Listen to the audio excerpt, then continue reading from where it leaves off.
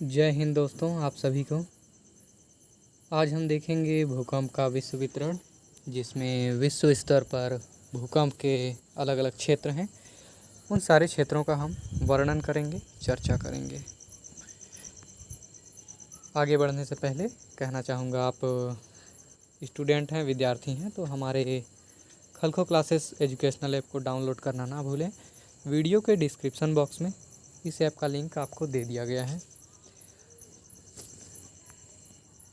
साथ ही यदि आप PSC, UPSC, net set, SSC, railway या किसी भी प्रकार की प्रतियोगी परीक्षाओं की तैयारी कर रहे हैं या करना चाहते हैं, तो आप हमारे खलखो क्लासेस से जुड़ सकते हैं यहाँ दिए गए संपर्क नंबर के द्वारा।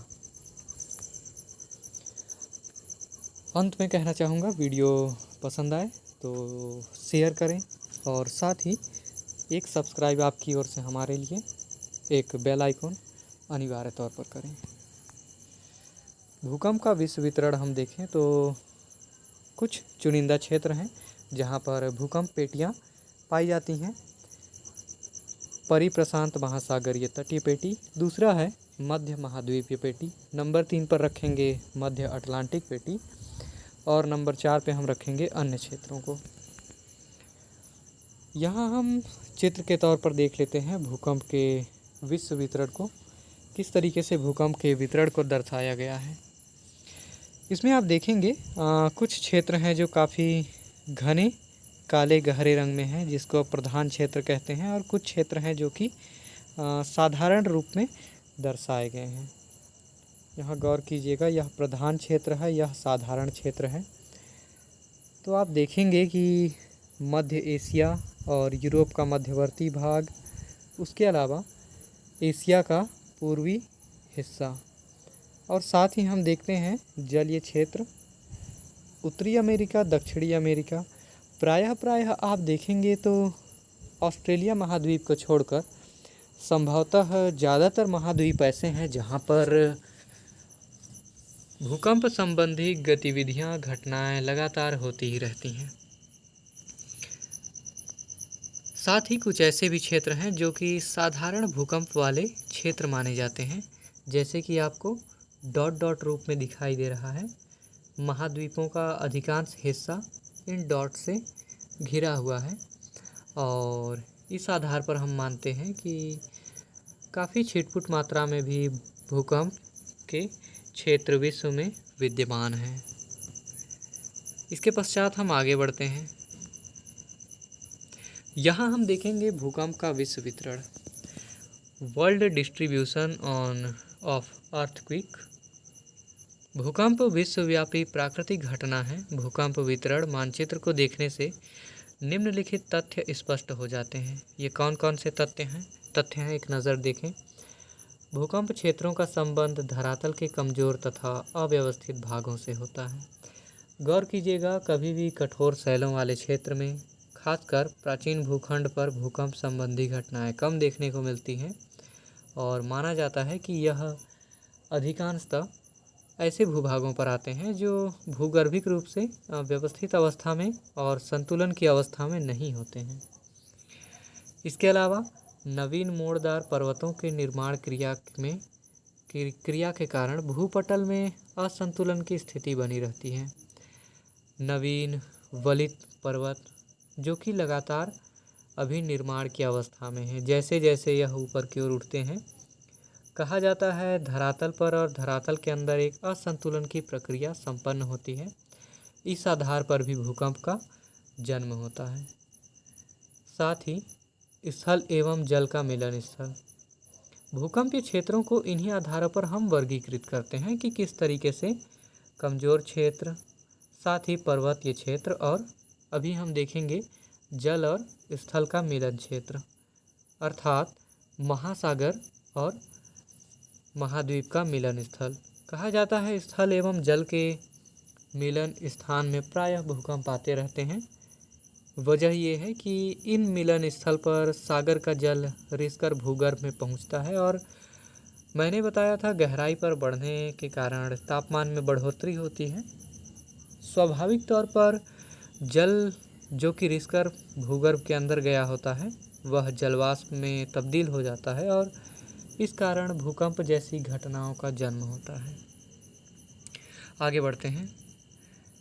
ख्याति प्राप्त भूकंप शास्त्री Mount de Montessus de Ballore, गौर कीजिएगा, Mount de Montessus de Ballore, काफ़ी लंबा नाम है लेकिन याद हो जाएगा।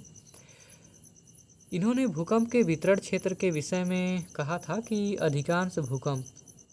अधिकांश भूकंप नवीन वलित पर्वतों के सहारे फैले हुए अस्थिर प्रदेशों या भागों में, जहां पर स्थलाकृतियां या भूपटल की उच्चावच में अत्यधिक अंतर या डिफरेंसेस पाया जाता है, वहीं पर भूकंप की अधिकांश घटनाएं देखने को मिलती हैं।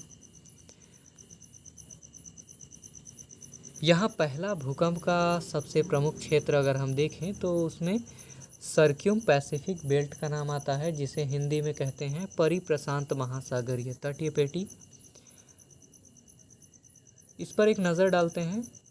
इस पेटी में ज्वालामुखी प्रधान पेटी पाई जाती है और सागर तथा जल का मिलन स्थल होने के कारण और दूसरा नवीन मोड़दार पर्वतों की उपस्थिति के कारण यह भूकंप का सर्वाधिक संवेदनशील क्षेत्र है। इसके साथ ही इस क्षेत्र में भूकंप पेटी होने की वजह से सर्वाधिक भूकंप आते हैं। विश्व में आने वाले कुल भूकंपों का लगभग 63% हिस्सा इसी परिप्रशांत महासागरीय तटीय पेटी के अंतर्गत आता है। इस पेटी की पहली शाखा हम देखते हैं उत्तर तथा दक्षिणी अमेरिका के पश्चिमी तटीय किनारे पर, उत्तर में अलास्का से लेकर दक्षिण में चिली तक रॉकी तथा एंडीज पर्वत में विस्तृत है। कहा जाता है यह प्रायः किसी न किसी स्थान पर भूकंप आते रहते हैं। यहाँ कहने का तात्पर्य है कि परिप्रशांत महासागरीय पेटी वह क्षेत्र है जहाँ संभवतः कोई ऐसा क्षेत्र नहीं होगा जहाँ पर भूकंप संबंधी घटनाएं महसूस ना की जाती हों।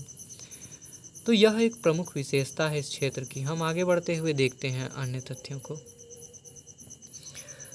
इस पेटी अर्थात परिप्रशांत महासागरीय पेटी की ही बात हो रही है। इस पेटी की एक और शाखा है जो कि पूर्वी एशिया के पूर्वी भाग में कमचटका द्वीप से प्रारंभ होकर पूर्वी तटीय एशिया के सहारे क्यूराइल द्वीप, जापान द्वीप तथा फिलिपाइन द्वीप होते हुए पूर्वी द्वीप समूह तक पहुंच जाती है। ऑस्ट्रेलिया, न्यूजीलैंड का भूकंप क्षेत्र इसी पेटी में शामिल किया जाता है। मूलतः आप देखेंगे भूकंप संबंधी घटनाएं ऑस्ट्रेलिया में नहीं होती है, लेकिन फिर भी यह इस पेटी में शामिल किया जाता है। जापान अपने भूकंप के लिए विश्व विख्यात है एवं औसतन माना जाता है कि यहाँ पर प्रति 24 घंटे में 3 भूकंप के झटके महसूस किए जाते हैं और वैसे भी एक संज्ञा दी गई है, जापान को भूकंपों का देश कहा जाता है। कभी प्रश्न आए तो आप भूलेंगे नहीं।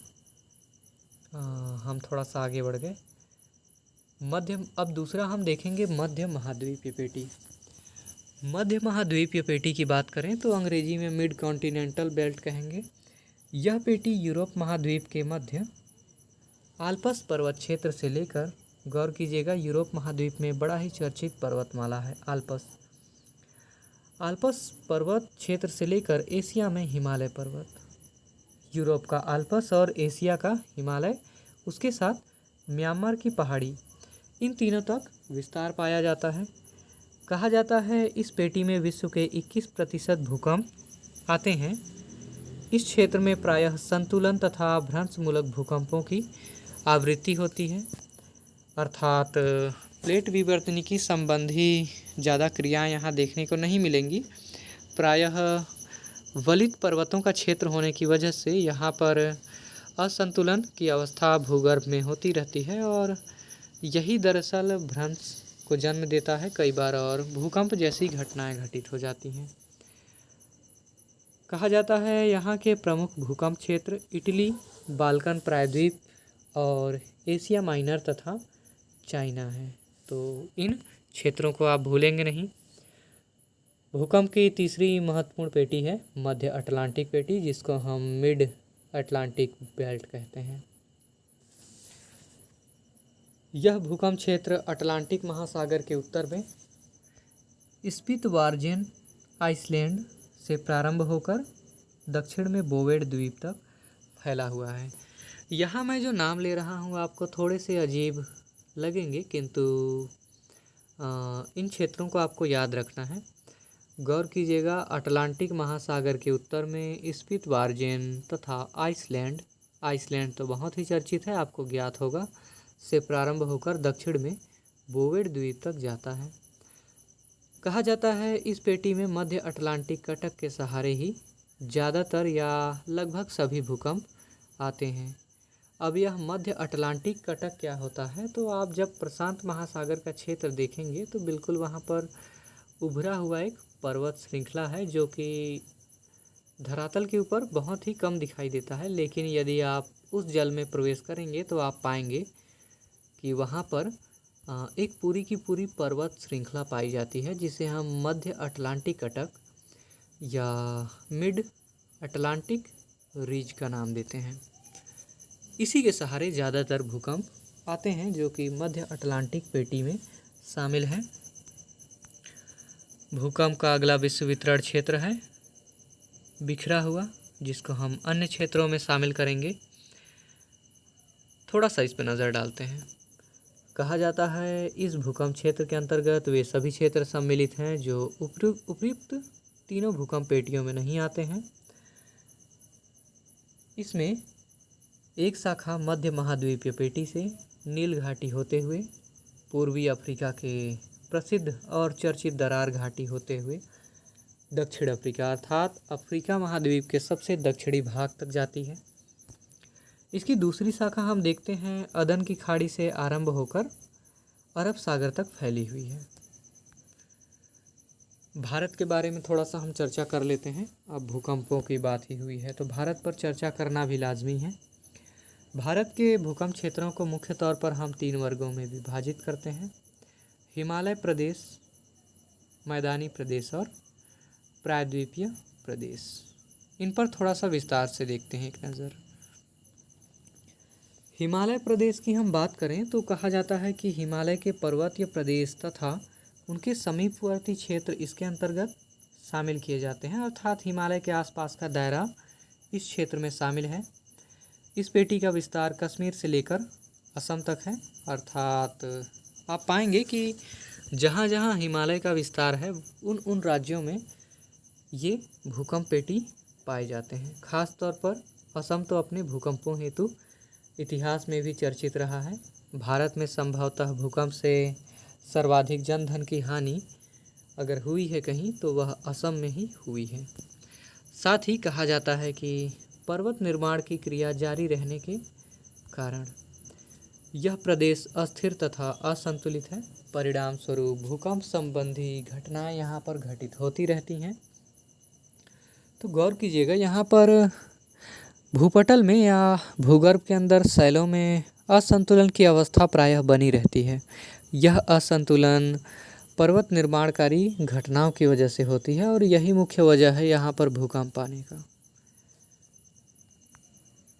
दूसरा क्षेत्र है भारत में भूकंप का मैदानी भाग।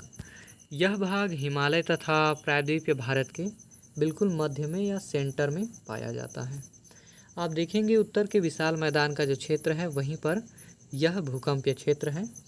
यहाँ भूकंप के आने का सबसे प्रधान कारण हम देखें तो अवसादी शैलों की पुनर्व्यवस्था या रिस्ट्रक्चर होना और भूस्खलन, ये 2 ऐसी घटनाएं हैं या कारण है जिसकी वजह से यहाँ भूकंप जैसी घटनाएं घटित हो जाती हैं। इस क्षेत्र में आने वाले भूकंप सामान्यतः बेहद ही कम प्रभावशाली होते हैं, एकदम सामान्य प्रकृति के होते हैं। एक और क्षेत्र है जिसे हम कहते हैं प्रायद्वीपीय क्षेत्र। अमूमन कहा जाता है कि प्रायद्वीपीय क्षेत्र विश्व और भारत का प्राचीनतम भूखंड है और एक स्थिर भूखंड है, लेकिन इसके बावजूद हम देखते हैं यदा कदा यहाँ पर भूकंप संबंधी घटनाएं होती रहती हैं। हालांकि इनका अनुपात बेहद कम होता है, लेकिन इसके बावजूद यह भूकंप के प्रति संवेदनशील तो नहीं, किंतु भूकंप के छिटपुट आने वाले क्षेत्रों में इसे शामिल किया जाता है। भूकंप की दृष्टि से इसे न्यूनतम प्रभावशाली क्षेत्र माना जाता है। तो उम्मीद है आपको यह वीडियो बेहद पसंद आया होगा। कमेंट बॉक्स पे आप हमें अपना विचार और सुझाव प्रस्तुत करें और साथ ही हमें ऐसे ही प्रेरित करते रहें। मिलते हैं अगले वीडियो में। आप सभी को शुभ रात्रि। जय हिंद।